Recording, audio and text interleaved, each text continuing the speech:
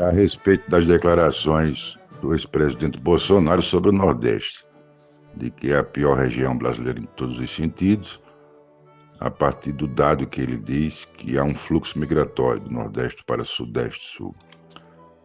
À primeira vista, superficialmente, pode-se dizer que a região é ruim, já que sai muita gente para o Sul e Sudeste. De fato, sai muita gente, mas não porque a região é ruim, mas porque as pessoas são obrigadas a migrar para os centros de produção econômica, centros de concentração do capital econômico.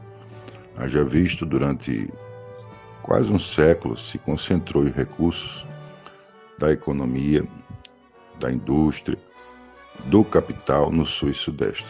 Se a gente analisar a história do Brasil há mais tempo, se pegarmos o período da colonização, veremos que a região Nordeste foi a região pujante. O Brasil, São Paulo, era quase que um apêndice do grande produto da época, a cana-de-açúcar. Isso, nos 1700, se tornou o produto mais caro do mundo, com base na produção da cana-de-açúcar escravocrata. O tráfico negreiro foi muito intenso e gerou-se uma economia muito grande dessa lógica escravocrata, e a grande riqueza do Brasil por mais de 200 anos era o Nordeste.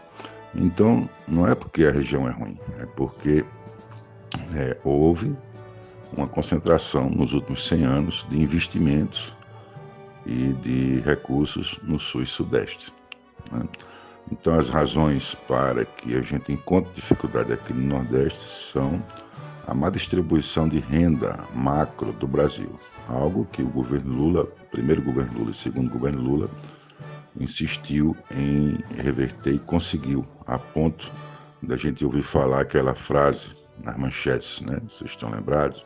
O Nordeste cresceu mais do que o Brasil. Um comparativo de uma licença estatística, né? O Nordeste é Brasil, o Brasil começou aqui, mas que se comparasse o crescimento do Nordeste com o crescimento nacional como um todo, o Nordeste estaria mais pujante. Aqui tem um povo trabalhador, decente, culto, um povo de garra, de gana, de muito sofrimento, porque aqui nós vivemos, desde o período da chegada do colonizador, a escravatura forte, isso nos deixa marcas sensíveis, além de termos uma cultura mais densa, né? Nós somos conhecedores da Europa há 500 anos no mínimo, enquanto que Sul e Sudeste ainda tem algumas regiões, pouco tempo ainda de vivência europeia, ainda está se abrasileirando muita coisa por lá. Tem muita cidade que você anda, parece que está mais no sentido europeu do que brasileiro como um todo, essa grande mescla, né, dos três continentes, o nativo, o ameríndio, o africano e o europeu. Diga-se de que da Europa queremos o que há de bom e filtramos isso. Conta de que não nos é vocação, já repudiamos historicamente várias vezes e continuaremos a repudiar. Os conflitos bélicos terríveis que deixam milhões de mortes, coisa que os Estados Unidos abraçou, né? Com tudo. É uma das grandes bases da economia norte-americana, a indústria bélica. Por sinal, financia praticamente todos os candidatos a grandes postos de presidentes, senadores, etc. Não queremos isso. O senhor Bolsonaro, que é patrocinado por indústrias armamentistas, né, e que tem compromisso com essas indústrias de armas, ele vai defender o peixe dele, como se diz. Nós defendemos a cultura, a história, a justiça social, a dignidade do nosso povo, de nossa gente. Nosso grande baluarte é um Luiz Gonzaga, um Gilberto Freire, um José de Alencar, um Jorge Amado, Caetano Veloso.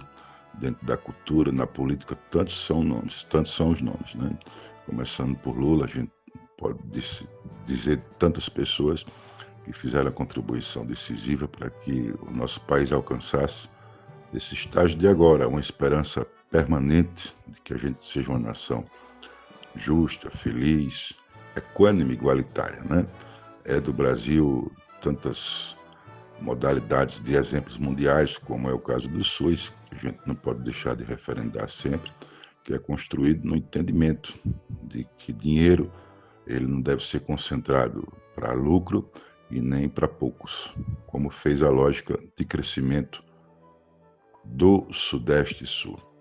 Quem quiser mais aprofundar, vide os teóricos, os estudiosos da economia brasileira, vide Celso Furtado, que irá fazer uma reflexão aguda e provar categoricamente que nós temos um desequilíbrio de distribuição de renda a partir do Estado brasileiro durante mais de 100 anos, que ocasionou um atraso deliberado no Nordeste. Então, a gente está na hora de discutir como é que o Sudeste acumulou tanto dinheiro, tanto investimento, e ainda acumula. Os grandes investimentos são para lá, né? Para se fazer pontes, viadutos, anel viário, aqui, vai aqui, vai acolá. No estado de São Paulo faz, Curitiba faz, Paraná faz, Santa Catarina, nós aqui para fazer, passamos anos para poder fazer, onde sendo as fontes do mesmo recurso, né? Recursos federais. Então vamos discutir isso. Vamos discutir a tomada da política brasileira e interpretar como só o Sudeste fosse Brasil. Aqui é Brasil, Nordeste, aqui começou o Brasil e interpretamos que do Oiapoque ao Chuí somos um só povo.